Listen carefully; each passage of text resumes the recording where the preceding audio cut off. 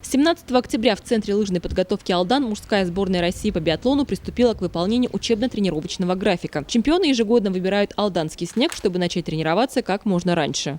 Больше внимания в тренировочном процессе мы уделяем технике прохождения лыжных ходов и тактическому прохождению дистанции.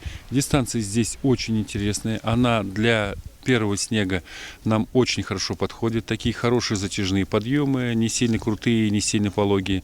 Поэтому нам удается подстроиться под профиль трассы и выполнить все задачи, которые мы наметили. Это, повторюсь еще раз, прежде всего технического характера и тактического характера.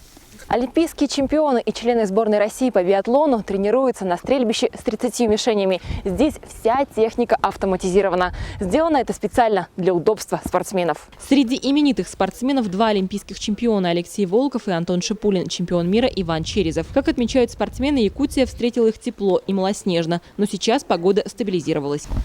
Тренировки проходят в полном объеме, то есть погода в принципе позволяет сейчас.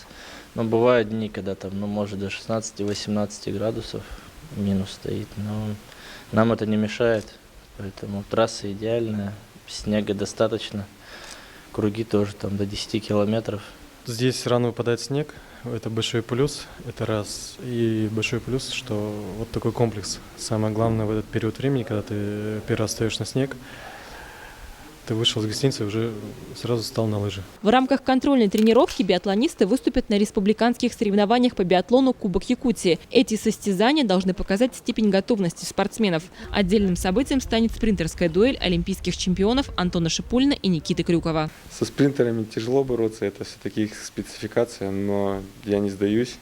Буду стараться с ним бороться до конца и увидим через несколько дней буквально. Я думаю, что больше это, наверное, интерес для зрителей, потому что такие короткие дистанции на глазах у болельщиков, у зрителей, это всегда вызывает большой интерес. Тренировки спортсменов идут в утренние часы до 12 часов дня. После обеда биатлонисты занимаются внутри центра. Здесь для них оборудован специальный стрелковый тир. В таком режиме сборная пробудет в Якутии до 7 ноября.